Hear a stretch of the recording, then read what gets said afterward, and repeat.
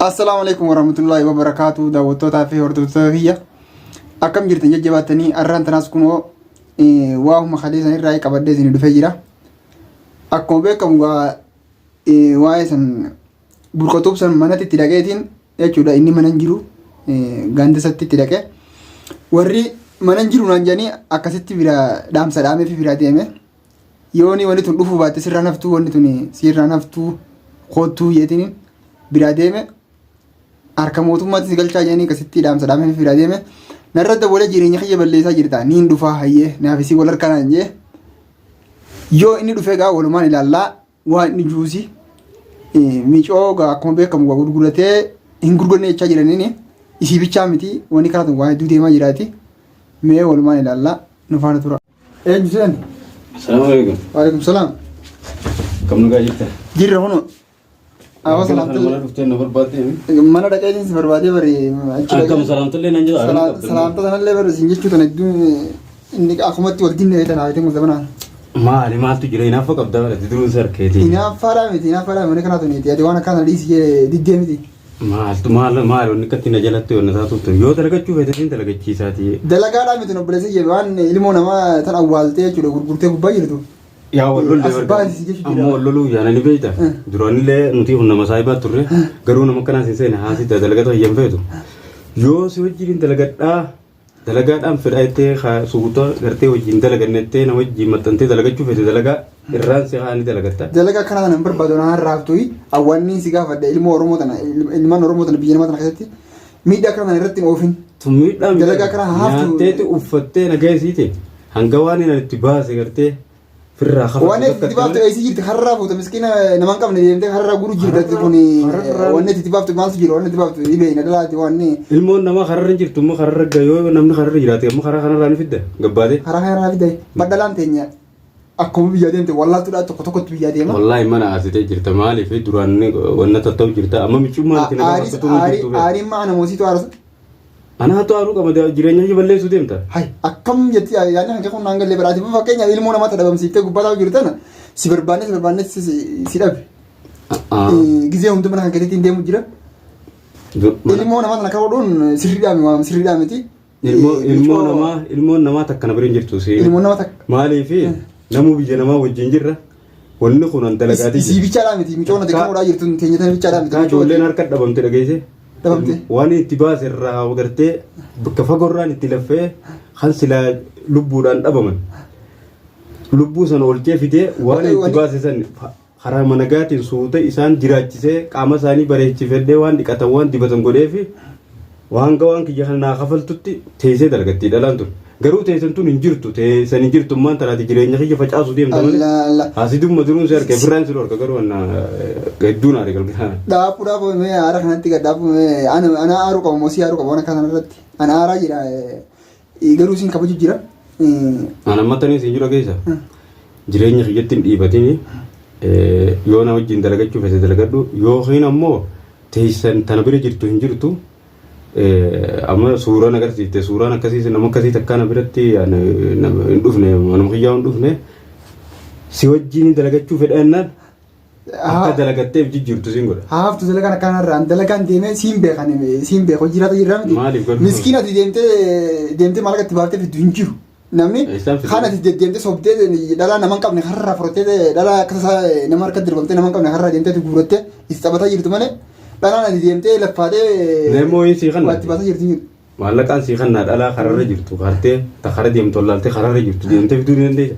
Waan akka isa hedduu dhalaa akkasii jechuudha namni rakkatee jiru rakkoo baaseetiin qajeelcha malee rakkoo baaseetiin karaa isiin deemtu karaa furmaataa bitaa malee. Rakkoo baasee rakkina keessaa fuudhee isii rakkatte mana namaa. Rakkina keessaa fuutee rakkina keessaa. Dalagaallee naqee. Rakkina keessaatti dalagattee if jijjiirtee kara galaatis kutti tuun gartee biyya tanarraa biyya bira jijjiirratti. Tan harkaaf hanga waan kiyya kafalattuu takka illee nun deemtu maasees garuu teessan hin jirtu. Ayyee mana dhagaafis deema. Teenya ni jirti teenya qabatamaas birii jirti. Ragaan sitti qaba waa qabatamaas birii jirti. Ammallee viidiyooti waraabdee gadhiise takka illee harka jira. Wanni karaa tun waan sirriidhaa miti. Viidiyootumii waraabee gadhiise. Viidiyootumii waraabee gadhiise. Viidiyoonni jirti jireenya kee balleessu deema mucoonna harka jirti. Tuni nasiibaan itti qabaa jettee san irraa haasofte jirti suno. Animu. Ana viidiyoo waraabee. Viidiyoon sun deemtee natti dhuftee jirti.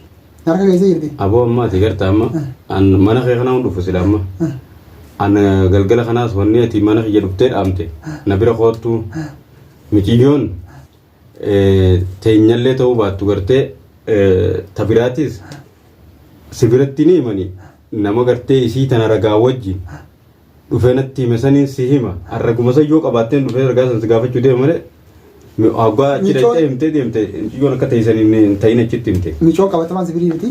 Ngirtu nama. Waggaa lama bilisa siif gaati gadhiisi micoo. Gadhiisi waggaa meeqa bara irraa quuftee bara ilmoo namaa sana waggaa mana arabaa geessite maaraba jawwaalatti hin binne. Hin beektu haa jawwaalatti jawwaala akkam jawwaalatti bita.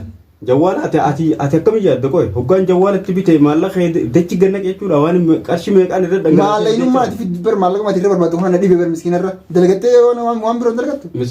Miskiina kana maallaqa itti baasee fide miskiinummaa keessa akka baatuuf akkasuma keessa kana. Haqaan kee bara fakkeenyaaf hoggaan miskiinummaa keessa baafte haqaan kee xiqqeessitee irraa fudhattee yoo eebisiisan faayidaa haasoo dheeraan dandeenyu micoon teessan hin jirtu gabaabaa akkam ta'u fedha. Ammoo michoo teenyaan sirraa fuudhuu barbaade michoo yoo as kennu baatte waan sitti dhufu ta'a agarta. Anammoo afoo an jireenya kiyya seennaan ati fi bu'i akka jireenya keetii yaadiin hubadhu antammaa si himuudhu. An garuu beektaa ammaa tana manatti nan dhufti waa hedduullee sin jechuun barbaadu ammoo waan michoo tanaa sirraa hin fuudha yoo sirraa michoo tanan sirraa fuudhuu baadde. Wallaahi narraa fuudha. Anuu namaa miti. Xiyyoon teessanii na bira hin jirtu garuu sirraa jiraattee narraa fuudha. Keenyaa miti fakkaattu akkasiitu sirraa hin fuudhu ta'a. Hedduu fakkaatu akkasiitu. Amma dhalaa yoo barbaadde dhalaa diidamii waliin na bira jira. Diidamman sanii waan dachaan sirraan fuune. Jireenyummaa xiyyattu kana jireenya kana balleessan si garsiisa ilmaan namaa ati fuutee. Ati hanga hojii jiraan gartee dur akka malee hojii jiraachaa turre. Ankaa'ii nama kana ilmoo namaa gartee ilmoo namaa tana kararraa fuudhee qaama isii bareechee fi waan kiyya kan itti baasillee irraa fudhadhee nagaan gaggeessu gartee dalaguma sanii sii ta'een se'a malee dalaguma san yoo sun sii taate karaa san yoo itti wallaalte akkatti itti dhuftu wallaalte irraan si kaa. Karaa akkasiin barbaadu narraa karaan ilma namaa fuudhee qixaaxee dalagaa geeffadhee maallaqa irraa taa'ee mana taa'ee maallaqa nyaatu. Takkaanaa qixaatu mana kiyya dhalaan akkasii ciifti garte. Takkaan qixaanni nyaachiseetiin uffisee hanga dalagaan. Sosoddee dalagaa geeffatta naatu maal si godha naatu kana si godha namni isii maal nama godheetti dalagaa geeffatta. Fotorraayin bakka gartee silaa isiin dhumtu. Bakka isiin dhumtu gartee achirraa fuudhee itti baasee qarshii kuma meeqarra dhangalaasee fidee uffata irraa jijjiiree dibata itti godhee dhalaa ni beektaa baasii dhalaadha. Sibichaadhaan. Baasii san guutuu itti baasee dalagaan hanga dhuftus teessee narratti osoo dalagaan hin dhufne ji'a 5 teessuu jira.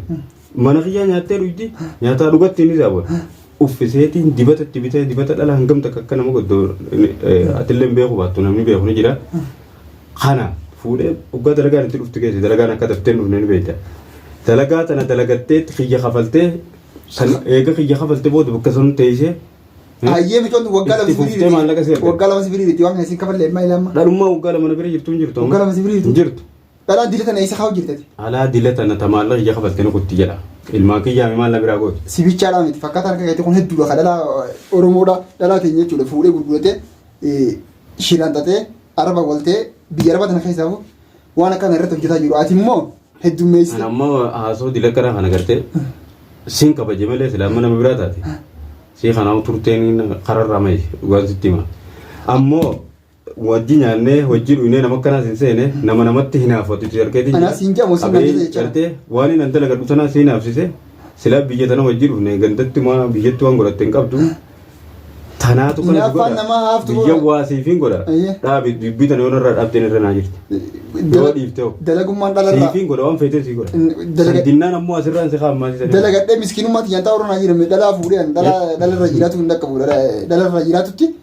Garuu maalirraa feetate? Haqa namaan barbaadan wanni sirraa fedhumo. Haqa namaa durii isaas wajjii turreeti haqa namaa sin barbaadu sin beeka. Arraan tana gartee sheeka taatee natti as ba'uunan nama si beekutti naaseen. Haqa nama sin beekne natti asuu jirta. Ati amma haqa namaa narratti asuu jirta? Miti matanaa waan barta si dhabamsiise gartee obboleettii warra ijaajjattaa miti. Obboleettii warra keetii yaaduma si dhabamsiise juun qabaa waan. Akka gartee gantii wannan jedhu. Viidiyoon si jalaa baate bara na harka dhuftee jirti bara. Viidiyoon san agarsiifta. Viidiyoon na jalaa baate yoo tanatti waraabdi jira. Mana kiyya keessa gaa viidiyoo waa gartee tanii waraabee firraanfata waraabee waan jirtu. San agarsiifte ollee nama Mirkaana waraabdeense ollee mirkaana waraabdeense michoo maallaqa sirraa chiiftee beekta. Maallayni dalagadheetiin beeka.